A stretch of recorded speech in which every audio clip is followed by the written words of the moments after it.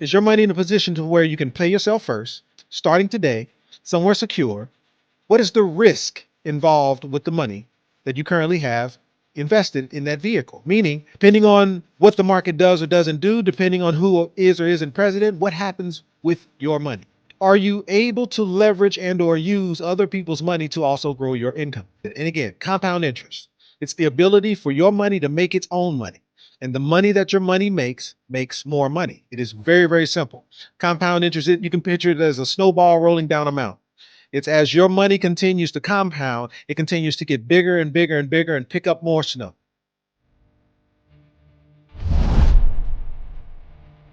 So the bottom line, though, around today is I just wanted to talk through, and this is based on some of the questions that I've received. And I understand it's not all fitting, but based on some of the questions that I've received around compound interest.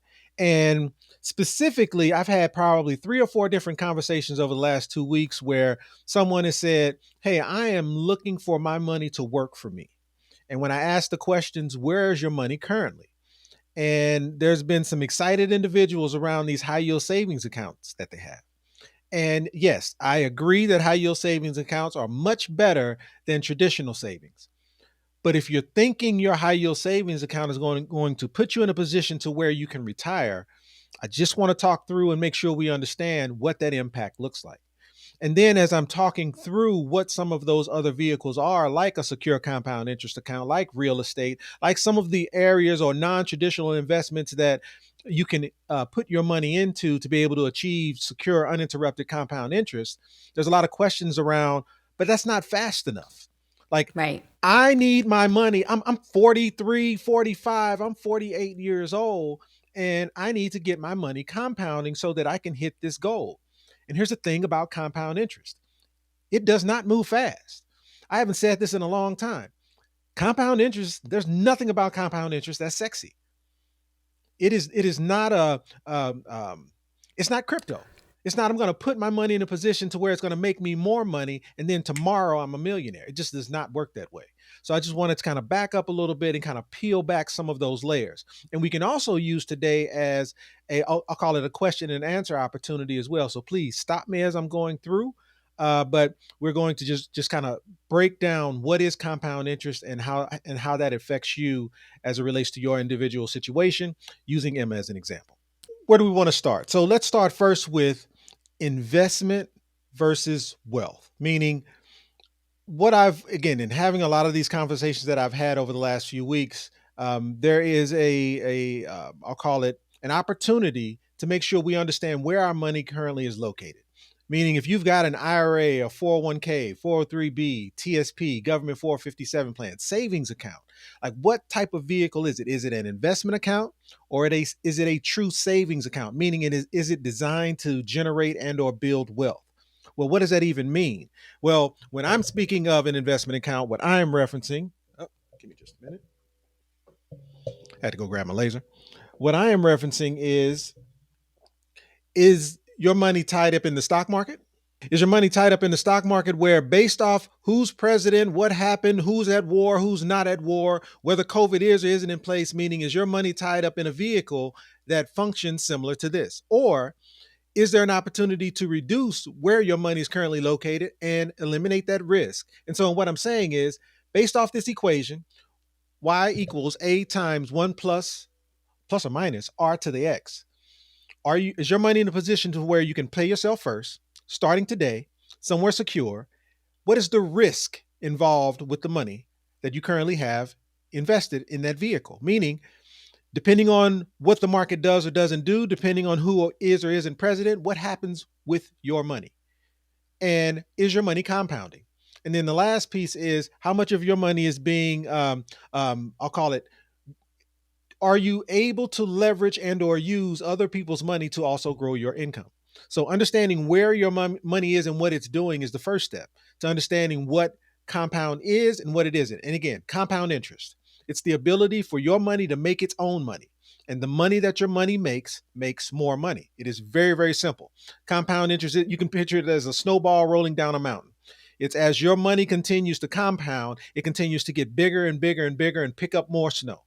Um, and again, the difference between an investment account An account that builds wealth or a true savings account is the ability to reduce or eliminate the risk. The difference between these two equations is simply the ability to reduce and or eliminate risk. The less risk you have, the more opportunity you have for your money to make its own money. And again, what we wanted to do today is use Emma. Emma's 32 years old and she's got $50,000 in the bank. And here's the truth about Emma. And I don't know if we discussed this when I originally did this example. Emma's money wasn't actually in the bank. She had $50,000 in her closet. And it was sitting in her closet because she didn't trust the banks, which I understand. Whoop. Many of us Yep. feel similar about the bank. And I'm not saying you got $50,000 in your closet. What I'm saying is, or in a shoebox in your closet, what I'm saying is you don't trust the bank. So therefore, your money isn't where it probably should be or could be. Right. And so the reason she was reaching out was because I've got this $50,000 and I am about to put it in this high yield savings account. And so, and what I asked her was, okay, I see the value in that. What is the goal? So you've got this $50,000 and you're looking to put it into this high yield savings account. What is your goal with this $50,000? Well, one, I Yeah. don't want to lose it, which I respect. I want my money to be secure. The other is I want to compound my money to a point where when I am ready to retire, it's available to me to be able to be used. Like that is a very, very simple ask. Like I didn't see anything. I'll call it unnecessary or out of the ordinary as it relates to that ask. I just want my money to continue to compound and put me in a position to where it can do something for me. And I'm at an age where there's no reason why that shouldn't happen. And so while well, and you guys should know me by now. My question behind that was pretty simple. How are you going to do that with the money sitting in the shoebox in your closet? Like, number one, how does that money sitting there? How is it able to compound and grow? Matter of fact, in the 6 or 8 months that it's been sitting there, you've probably lost money just due to inflation. Bruh. So, Yeah. but let's start here though. Before I kind of started to jump into compound interest and all of those things, I wanted to also discuss with her. I wanted to share with her, I guess, the risk return pyramid, meaning understanding what are those vehicles where you can reduce the risk so that you don't lose the $50,000 that you have, and understanding how as you move up that risk, the risk to your money increases. Meaning, if you look at this bottom row is where your savings accounts are. There's treasury bonds, there's insurance based investments, US bonds, and CDs.